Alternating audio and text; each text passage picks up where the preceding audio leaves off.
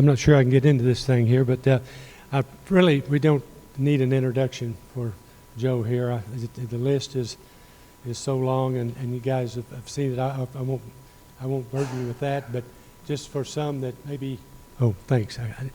I get up here and everybody keeps doing like this. I don't.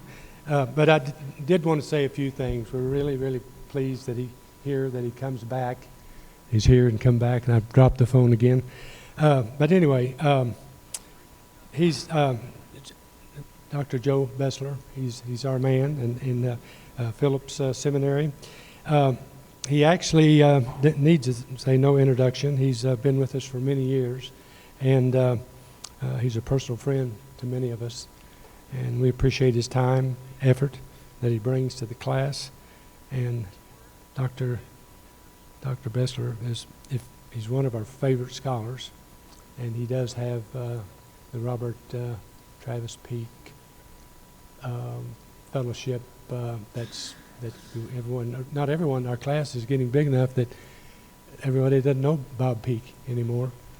And he is our founder, and here's our representative, and they're proud of him for that.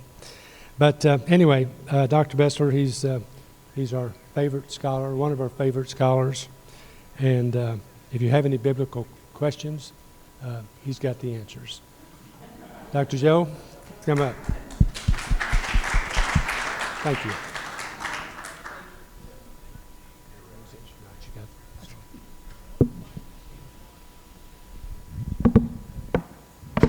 Let's see how we don't know. This is a rough crowd. I'm delighted to be back with you. This is in many ways a community that's very important to me, and it has been since the time that I arrived with K. Northcutt years ago. And this Bible is actually a gift from the Challengers class to me, and at the time I was still more affiliated with the Catholic Church and was moving kind of away from that, but still more affiliated with it. And the thoughtfulness of the Challengers is that we're going to get him basically a good, more Protestant translation of the Bible, for one thing. But we're going to get it with the Apocrypha. In other words, with those texts that are included in the Catholic canon that are not kept in the Protestant canon. These might be little things, but there's a kind of thoughtfulness, not just a kind of, there's a deep thoughtfulness that I associate with you all. So thank you so much. And now we've got some work to do. Now,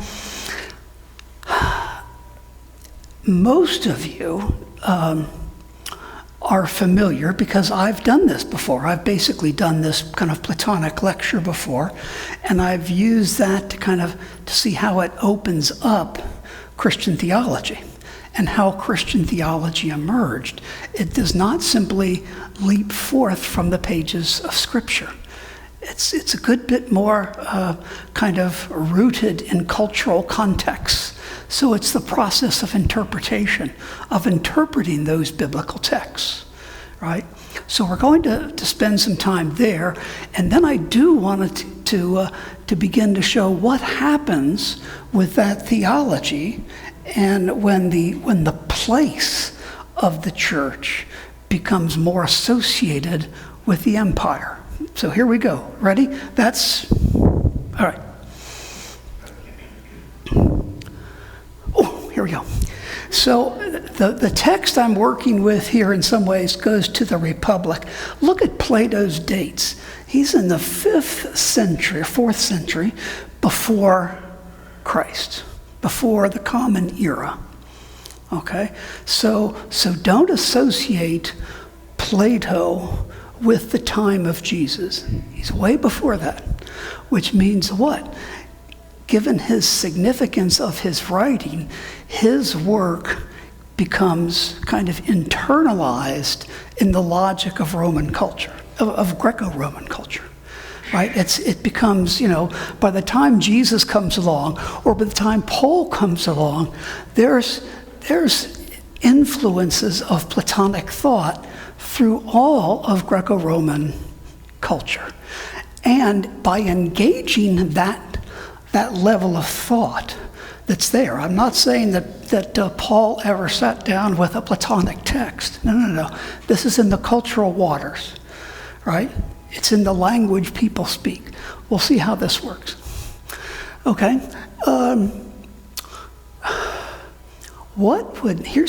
Plato's really asking a difficult question here. What would an ideal city-state look like, right, that would not fall prey to the vicissitudes, right, the risks of time and decay? Why time and decay? They're linked. And boy, do I have my story to add to this. Age is no fun. Right? And this is what we feel. We feel ourselves losing a step. I've been sharing with folks coming in, my hearing is just kind of going down, and so I've got these devices to extend, and I'm very grateful for them. But oh my goodness, we experience an anxiety with loss and with aging, right? And that's just as natural as can be, and yet there it is. And it's not particularly new to our generation, right? This goes back a long way. So, now notice that in some ways, Plato is asking, this is the Republic, which means the ideal city-state. That's what he calls this. And he's trying to imagine what it's like. And it's a political question, but it's a political question that Plato roots within human nature, within nature itself, and then within reality as such. So he's got a very structured kind of mind. He knows what he's doing here, but it's not merely political. No. He's trying to fathom, what is it in us? What are the capacities? Are there capacities that suggest we can live well together, right? Or are there not? So this is what he's trying to get at. The problem, there he is, time, change, and the way we are caught up in them. We can think for a few years of our life that we're kind of in charge of things. Yep. And then all of a sudden, boom, we're not. Okay, and then we have to do some thinking. Suddenly our faith becomes something that's where we engage a bit differently or a bit more. Okay, here we go. Turn that around. Oops. So, things are born, things die. This is an insight from Ecclesiastes. Right? Wonderful biblical text. All is changed. Is nothing sure? Is nothing stable? Is there no way one can resist or defeat death and the death of culture? What's Plato seeing? Oh my God, the ancient world. He's seen one kind of city-state or one kind of political movement arise just to be wiped out by disease, by war, right? The competing powers. And so he's asking, with all of this change, and here he is in this city-state of Athens, which is trying to do something along the lines of what we might think of as democracy. A little iffy. Don't draw the lines too close there. But he's because, well, he doesn't like democracy, actually. That's what we'll see. But so he's writing with a certain pensive attitude. He's writing, trying to get a hold of a deep issue. So what if, this is the risk of his dialogue, what if change is not the depth of reality, not the fullness of reality, but only the surface? Okay, get used to this language, surface, depth, right? Okay, but what if change is appearance, but not reality? You have that distinction? Things can appear one way. Well, that's appearances. We're going to talk about this a bit more. But then we learn, oh, it's really some other way. And we actually have to turn our eyes around in terms of, coping more with reality. What if change is an imitation, not the fullness of reality? Okay, this sounds abstract. Don't worry, we're gonna bring this in.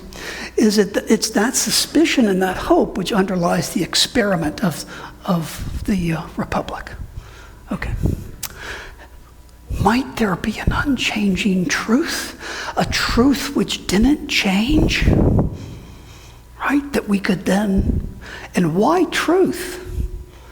Why couldn't it be, isn't there a new body apparatus that could keep us from changing? No, probably not. So, but is there an unchanging truth that we can cling to? If so, where would we look? Would we look to the senses? No way. Our senses are like my hearing. I mean,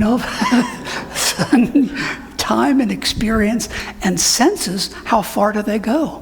Sight is considered the most noble of all the senses because theoretically, as far as if you're not blind, it goes the farthest, right? It's got the farthest reach. Smell, not so much. Touch, even less, right? Sight has the most. How about the passions? Ye gods, no. The passions and the kind of, excitement and Sturm and Drang, that will never get you to an unchanging truth. An unchanging truth sounds stable at its heart. It's not so cacophonous, right? So the passions, no way. Well, then what about, that leaves reason. Is reason the possibility of an unchanging truth? And here, maybe. Why maybe? Well, we all know there are bad reasons, right? It's like, that's not a good reason, that's a bad reason. There's no evidence to support that reason. There's no, what do we expect from reasoning? Some kind of contact with discipline, right? But here's Plato, basically going in a dialogue form, Socrates working out, 1 + 1 is 2, + 1 is 3, + 1 is 4, + 1 is 5, + 1. How long could we do this? How far could we do this? To infinity. Yeah, that's amazing. That's amazing. And I'm forgetting, what number is infinity? Right? In other words, we don't know the number of infinity because you can always add one more to it. So the infinite is what we might think of as an horizon of truth. But notice, so we know that there is this infinity that we can reasonably postulate because of all this, the basicness of it. And yet we can't prove it. I mean, we don't actually know it. Now, folks, not only is St. Augustine going to use this as a proof for the existence of God in his very first major production on free choice of the will in about 383 in the 4th century. Of course, this is after Christ. But so also is Thomas Aquinas. Those good Catholic roots come in handy every now and then, but there was Aquinas. And he said, we cannot prove that God exists. And yet, right, God is this transcendent other that we have some capacity for, but we cannot adequately name. We are in time, God is not. And you're beginning here even to pick up a language of theology, of classical theology, which we're going to explore a little bit more here, the distinctions and the connection between the finite, which is time, and the infinite, which is outside of time, right? They're finding a place for God. They're finding a place for themselves in this work. Oh, we're still doing that? Ay, ay, ay. So arithmetic here becomes a clue to reality. Number points to the infinite, but demonstrates the reliability of reason when it's educated. You have to learn that 1 plus 1 is 2. You've got to learn your multiplication tables. They're not just somehow in you.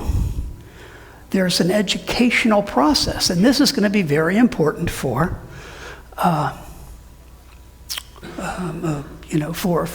Plato here.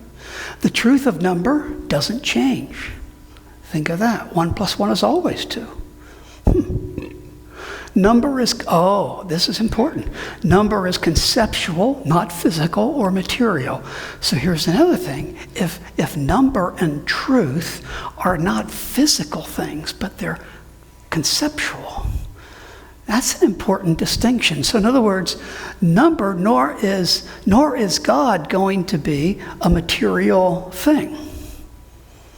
We'll have to talk about the incarnation on all this, but this is something that number is conceptual, not physical or material. God is not physical or material, because if God were, then God would be in time, and then God would change. So that's the ongoing logic. So, do you see what's being leveraged? A response to the problem of change. So here is this classic document of Western civilization. And at the heart of it is the anxiety of change. Right? This is a profound human anxiety. And so if change is the problem, what is unchanging is the solution. See how that works? Just don't flip around. So can we know, again, this is why reason's important, because while reason can get a lot of things wrong, it also has this capacity for the truth of number, which suggests that it has a truth, an inclination to the spiritual, as it were, right? To the infinite. All right. So the Platonic leap. Yes, Joe, please move this along. What is ultimately real is like the truth of number. Oh, this is a leap, because now he's just not talking math. He's saying truth itself is like the truth of number, right? It's ultimately conceptual, and he develops this category of the forms, right? So this is tricky, but I especially love working with high school age kids on this one, because I'll say, now is this chair real in a Platonic sense? And they'll say, yeah. And I'll say, not really. And their eyes get big, and it's like, what? And it's like, for Plato, everything that exists in time, right, is an imitation of a pure spiritual form. So there is the table, right? Or there is, and the table, it's not that it's unreal. He's not that bananas, but it's he'd say the table participates in the reality of tableness. Because again, what's ultimately real, going from number, is what's spiritual and what's conceptual, right? Not what's physical and material. And folks, this language is going to lead and impact theology for about 2,000 years into our time. That's why it's important to try to understand it, so we can begin to say, is that the way that has to be? Okay, so the idea of participation, we just covered that. The importance of education. Here, I don't want to use our time, but you can easily Google Book 7 of the Republic and read this. It's a fascinating story by which Plato assumes, he said, let's assume, this is a story, he says, about education. And he said, let's assume that everybody from all time exists and is sitting in a cave. And they can only look forward. They're chained down from infancy on. Right? And so is this a literal story? Clearly not. But the story is to say these people can't move. They can't even turn their heads. Right? Talk about needing exercise. And so here, all they can do is look ahead. And what they see in front of them are shadows on the wall that are cast from this fire that is behind them that they cannot see. And then there are these figures walking between that large fire and the wall, and it's casting shadows. It's casting shadows on the wall in front of these people who are chained in. All right? So you have that? I'm telling you the story anyway. So then what happens is somebody comes down into the cave and grabs Kenan and says, come on, we're out of here. And Kenan's like, what do you mean? This is reality here. Where are you dragging me to? What are you taking me to? It's like, we're going up. This is what education is like. It's like being dragged out of the cave, much against your will. I mean, what 8-year-old, 12-year-old, 33-year-old wants to go to class? And so here, they're going to drag him up. And when he gets out of the cave, this light is blinding, right? And so he looks down. And even here I'm doing it. I'm looking down, and what do I see? A shadow. More shadows. Right? So the beginning of education, you don't get out of shadow land very quickly. But gradually, Plato describes his character raising their eyes gradually, slowly, so that they can look at the sun. And that's what education's about, or part of it. And then Socrates, Plato, says to this person in the story, now you've got to go back into the cave. And you've got to witness to the truth that you've seen. How do you think it goes for him? He goes back into the cave. He's blinded by the darkness because he's been in the light. These people start mocking him, making fun of him. And he's trying to convince them that well, no, there's this truth. And Plato says, see? This is why democracy is impossible. Huh?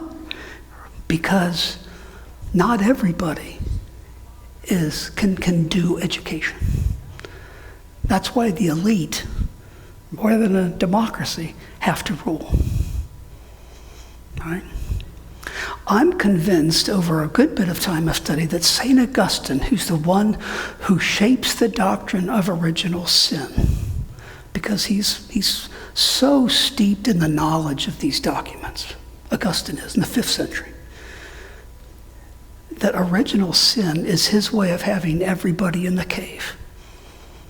Everybody screwed up from Adam, and so everybody's in the cave where we are turned away from God and turned toward the emptiness of the world. Okay, you see this thing being leveraged. The world, not so good. The eternal, right? What should you be longing for? The eternal. Okay. Who's going to rule this community? You know, do we need a pretty tough honcho? Right? And he says, no. We need, as you would expect, a philosopher king. One who is wise, one who studies the truth, and who leads out of that. A military leader simply playing to the emotions, right? Simply playing to appearances. We need leaders who pay attention to truth. Here's the map of reality. Now, what's above? Because this is all based on the language of ascent. You're ascending from the cave. It's all that. The eternal, the unchanging, the spiritual, the rational. This is truth. That's the domain of truth. Right? It's all about thinking. It's all about thought. And then there's the dotted line means participation. It's not an absolute difference, right? So then below that is the temporal, the changing, the physical, the emotional. If you'd push Plato on this, males would be associated typically with the above the line, females below the line. Why? Because females, women, are more responsible, they're more associated with change because of childbirth. This is how a new generation, how change continues. So women, and also he's looking around and, Plato's gabbing about with all these other males in the arena, and really not too many women, occasionally. Okay. So here's a map of the human person. The soul and the body and the flesh. Christianity did not invent this language of the soul. Oh, no. Aristotle, for example, has human souls, animal souls, vegetative souls, because by soul what he means is the animating principle. What's the animating principle of the human being? Reason. He is Plato's student, but he takes Plato in a very different direction. One that's a bit more modern. So the map of textual interpretation. Oh, wait a minute, what's this? That means that even when we read Scripture, there can be the flesh of a text, which is its appearance, its surface level meaning, and then there's a text that also has a spiritual level, a hidden, a deeper meaning. In part, this develops in part because of this influence of this Platonic world, right? And it also develops in part because critics, including Augustine, early in his life said, this Bible, this New Testament, the Latin is crap. This is not really strong language.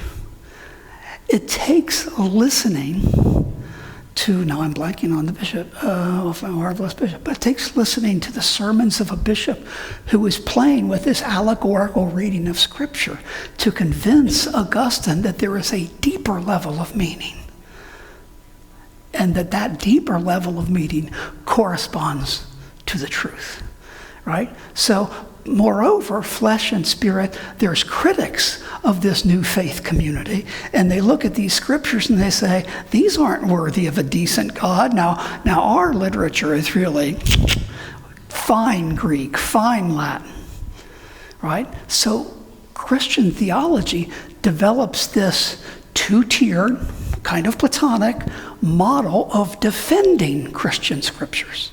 No, you're not understanding. You're just understanding the surface level of the text. We in the community, we understand the deeper meanings of the text. See, this is all occurring in an argumentative context of culture. And the more Christians, these early followers of Jesus, move into the domain of the Roman Empire, the more they have to deal with arguments that criticize them. They're not just saying, boy, let's welcome these new Christians. I hear that. Because as a group of scholars have pointed out, they don't even use the name Christian generally for the first 2 centuries. These groups, Christ followers. Interesting. Okay. So the temporal eternal schema provides a map of reality, but also of the basic structure of the human person. Flesh, spirit, eternal, temporal. Look at these arrangements, right? And the interpretation of structure of text, surface level, deep level, right? Where the sacred refers to a sense of the deeper hidden meaning. It is a schema that organizes the system of culture. Notice those 3. If you've got a basic structure that overlays how you understand time, the eternal and the temporal, how you understand the human person, surface and depth, flesh, time, and the eternal, right? And then you also understand the structure of text. That, let me tell you, you're on your way to developing a cultural understanding that plays between person, politics, theology, Ibralis. And I want to emphasize that because this is a structure that informs Christian faith for about 2,000 years, including most of our lives. Right? Most of us, it's not you say, well, Joe, we were never taught that. No, not explicitly. But this kind of symbol of flesh and spirit, of all these things, of what's of value and what's not, these are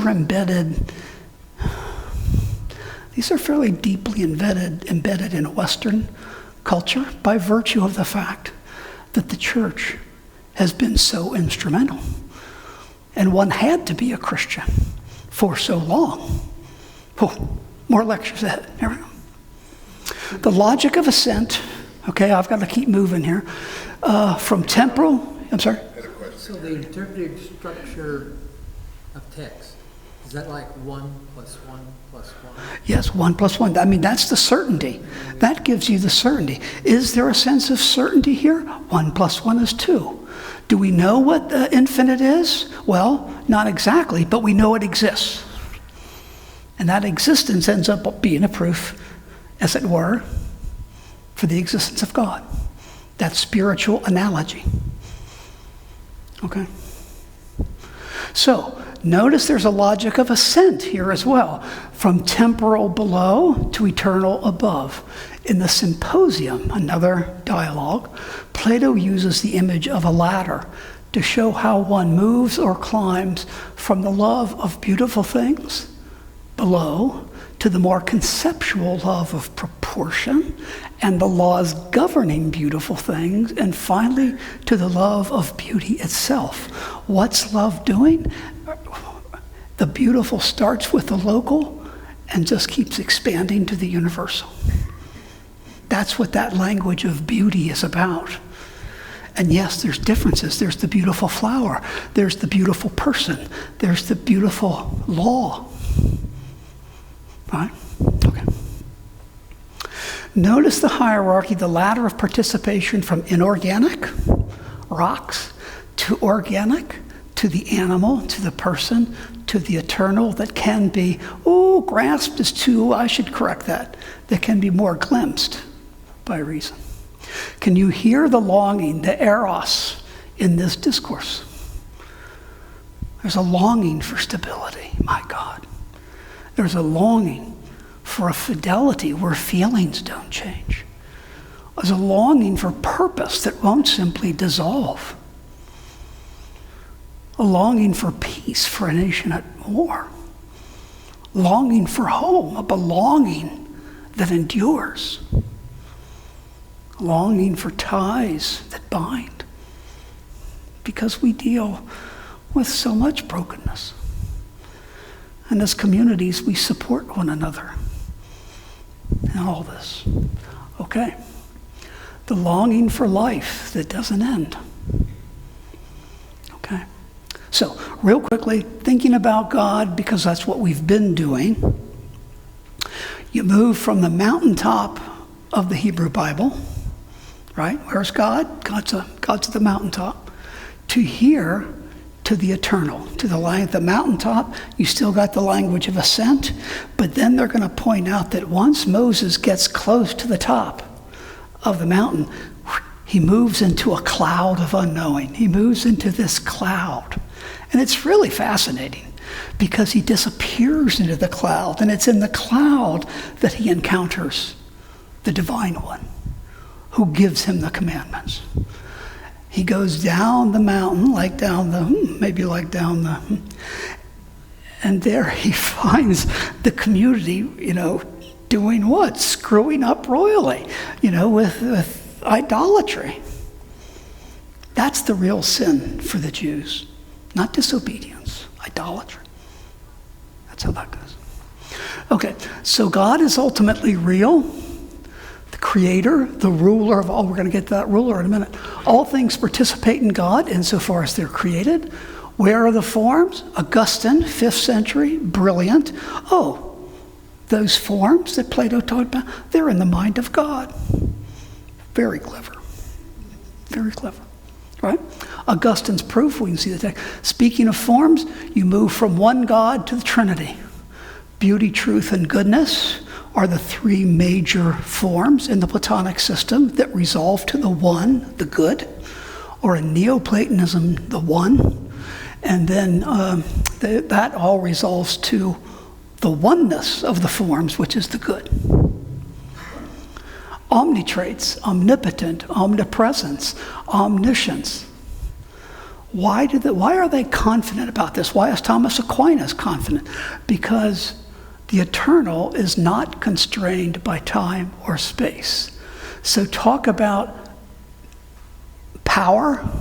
What constrains power? I don't care if you're fighting in Afghanistan or if you're fighting in Ukraine, or what constrains power? Yeah, I mean you've got everything's kind of limited. Your tanks get stuck in the mud. You know, there's all sorts of things that can go wrong. Can any of that go wrong in the eternal? No, because there's nothing in time going on in the eternal. The eternal transcends all that. So therefore, God must be omnipotent because there are no constraints. What about omnipresence, God's presence? Is there anything constraining God's presence? Because sometimes we'd like to say, okay, Joe, I'd just as soon like to be out of here. So glad to be here, but I'd like to be somewhere else too. Can we do that? Unfortunately, no. We can kind of think ourselves somewhere. But omnipresence, not constrained, therefore God must be omnipresent everywhere. Well, we'll have to think through that. What about knowledge? Is God's knowledge constrained by anything the way ours is? Whew. No, because God again is transcendent. Ergo, God must be omniscient. Pretty nifty, huh? They've got a logic for these things. They've got a way that shapes their understanding of who God is, of who Christ is, as the incarnate Word, the Word who comes from the eternal into time. And in Christian theology, in human history, there's only one place where the eternal touches the temporal. Where is it? Christ. The definitive center of time. That's why it's so important that logically in that system, that the logos, the word, right, the truth becomes flesh and dwells among us, basically enabling our return to the eternal life when we die. This begins to open up a whole language of what church is about. Okay, wedded largely to this is a Roman one. Here we get very interesting. God is not just a Platonic idea. Given this time and space in the Greco-Roman world, and the way it's in the 2nd, 3rd, and 4th centuries, that Christianity is emerging. Where is it emerging? It's emerging within the language and the context and the culture of the Roman Empire. So it's not just Plato way back there 500 years ago. There is also a political cultural matrix in its empire. So what we see is God, a Christian understanding of God, is going to adopt that language that God is king. And you've got biblical texts around that you can quote. You've got even some New Testament texts that you've got there around that language of kingship. Why? Because it's a language of power. Omnipotent power. A political hierarchy based on a rhetoric of command and obedience. This again is remarkable because what I'm gonna read a few passages to you from. Woo-hoo.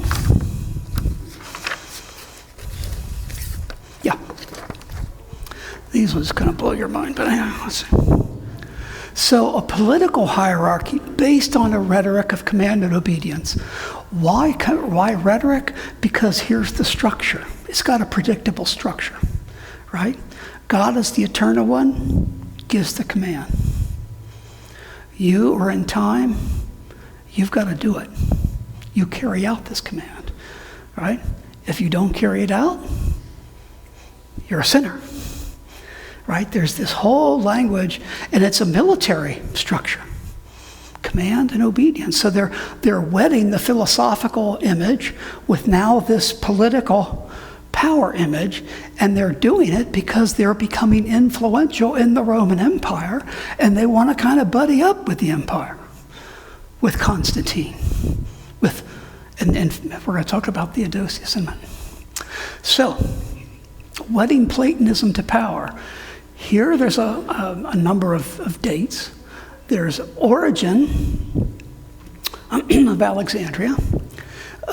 He's the one who really plays with biblical interpretation and knows the different levels of text, right? Brilliant. Then you've got Constantine I, the Edict of Milan, 313. Notice the time here, 4th century. But he's the one who says that Christianity is now at home in the empire, and it's going to be a favored religion of the empire. This is where Christians like Eusebius begins to give this oration and praise of Constantine. It is like 30th or 33rd anniversary of being the ruler, right? And it's truly remarkable. Notice the Council of Nicaea, where Constantine gathers all the bishops from around the empire, puts them in a castle and says, I want a creed. And you're not getting out till I get one. And so this is in some sense the space in which, why does Constantine want a creed? Because he knows there needs to be a religious foundation to his claims to power. Right? And so this is why he wants this. He wants to favor this faith, but that's what he needs. Theodosius I makes Nicene Christianity the official religion of the empire. And that happens around 380. There's some flexibility to that. St. Augustine, I talked about his dialogue on free choice of the will. Notice this time, 4th century. Notice that Augustine is becoming a theologian. He was a teacher of rhetoric, by the way. And he becomes a theologian right when these things are happening. I mean, think of that. And he is now knowing that Christianity is going to be the official religion of the empire. So he gets himself kind of aligned with that. And he ends up being the person who consolidates theology along the kind of lines of imperial discourse, because that's the need for the time. Or allegedly, that's the right. Theodosius II, the promulgation of the Theodosian Code, 4th century. Now here, because of interests of time and all, I wanted to say, again, if you would want to read Eusebius in praise of Constantine, you can find that online. And it's amazing. I'll tell you what to look for. It's amazing because when he's praising Constantine as this great emperor, aren't we lucky to have him, yada, yada. He interweaves the language of humanity and divinity so that you can't really tell at points, is he talking about Christ or is he talking about Constantine? I mean, it's this joint kingship, this joint kind of, and so what's being adopted in this time in history, in Western history, is a kind of ideology of Christianity that begins to surpass the ideology of the gods, the plural gods, right? Begins to surpass all of that. And even Augustine keeps writing to trump who? Plato. It's brilliant the way in which he wants to say not only do Christians trump the Jews, but we also trump the Roman Empire. I mean, it's a language of superiority that's being wagered.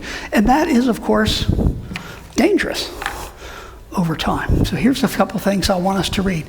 These are a couple of passages from this Theodosian Code that was promulgated in about 380. Here we go. This is a pope who is also the emperor, right? And he writes, "It is our will that all the peoples who are ruled by the administration of our clemency shall practice the religion which the divine Peter, the apostle, transmitted to the Romans, as the religion which he introduced makes clear even unto this day. It is evident that this is the religion that is followed by the Pontiff Damasus and by Peter and Bishop of Alexandria, right? To the apostolic discipline and the evangelistic doctrine, we shall believe in the single deity of the Father, the Son, and the Holy Spirit under the concept of equal majesty of the Holy Trinity. We command that those persons who follow this rule shall embrace the name of Catholic Christians. The rest, however, whom we adjudge demented and insane, shall sustain the infamy of heretical dogmas. Their meeting places shall not receive the name of churches, and they shall be smitten first by divine vengeance, and secondly by the retribution of our own initiative." Wow. It's got some attitude, right? Or here's this: "The right of voluntary assembly shall be open to those persons for whom we have so ordered. If those persons who suppose that the right of assembly has been granted to them alone should attempt to provoke any agitation against the regulation of our tranquility, they shall know that as authors of sedition and as disturbers of the peace of the church, they shall also pay the penalty of high treason with their life and their blood. Every person shall have the liberty to leave at his death any property that he wishes to the most holy and venerable council of the Catholic Church." Oh my goodness, right? It's a good little payment there. "In order that organizations in the service of the churches may be filled with a great multitude of people, tax exemption shall be granted to clerics and their acolytes, and they shall be protected from the exaction of compulsory public services of a menial nature. They shall by no means be subject to the tax payments of tradesmen, since it is manifest that the profits which they collect from stalls and workshops will benefit the poor. We decree also that their men who engage in trade shall be exempt from all tax payments." On that case, right? "If in any city, town, village, hamlet, or municipality, any person by a vow of the Christian faith should show to all persons the merit of exceptional and extraordinary virtue, he shall enjoy perpetual security. For it is our will that he shall rejoice in glory always in the faith, since we are aware that our state is sustained more by religion than by official duties." One more, and then I'll just one could go on here. "If any person should break forth into such sacrilege that he should invade Catholic churches and should inflict any outrage on the priests and ministers or on the worship itself and on the place of worship, whatever occurs shall be brought to the notice of the authorities by letters of the municipal senates, magistrates, and curators, and by official reports of the apparators who are called rural police, so that the names of those who could be recognized may be revealed." And then again, there is the capital sentence of death will be given.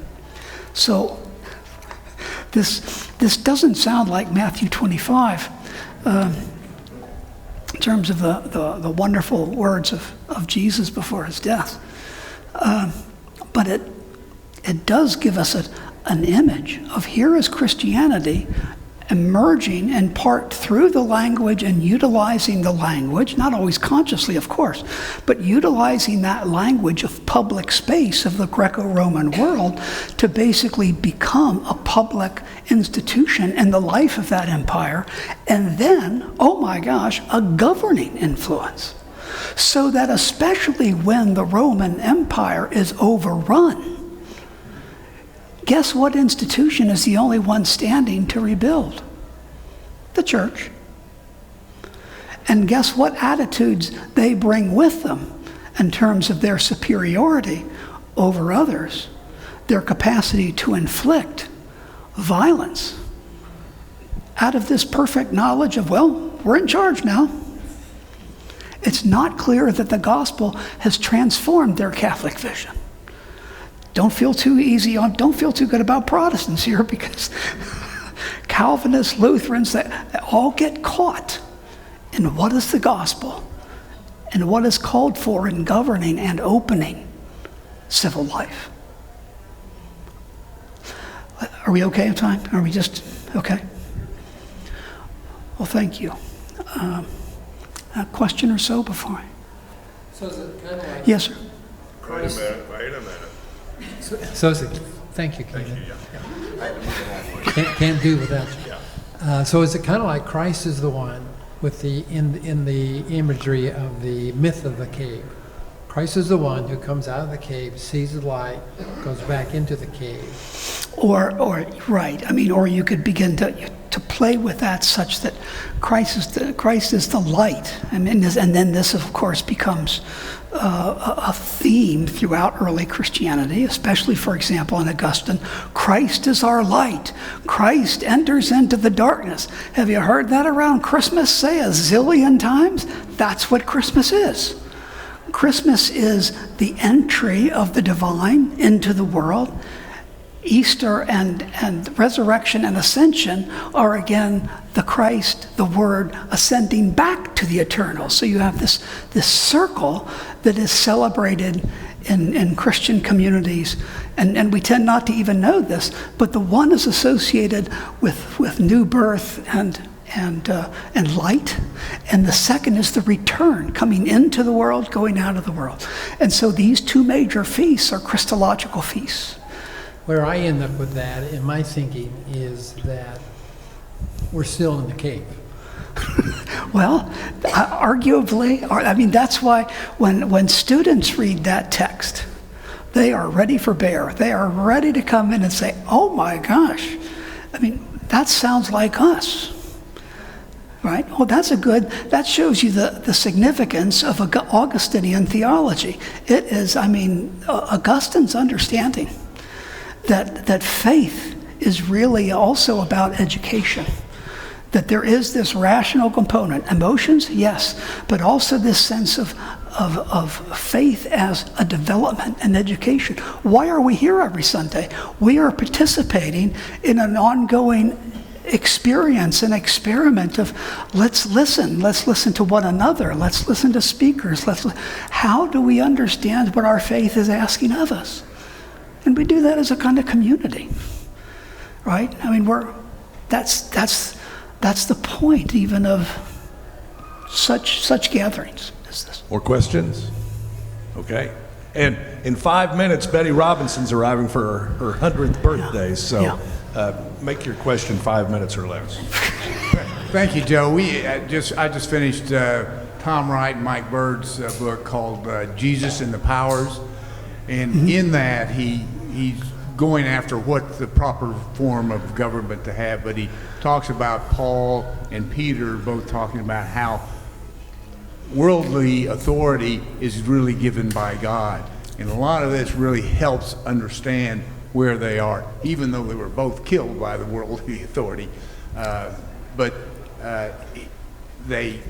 This helps me understand the whole concept of how theocracy existed back in those times. So thank you very much. Right, and then I mean this is part of the ambiguity of Plato in the history of the West, or certainly even with modernity, because there is Plato who says democracy can't work.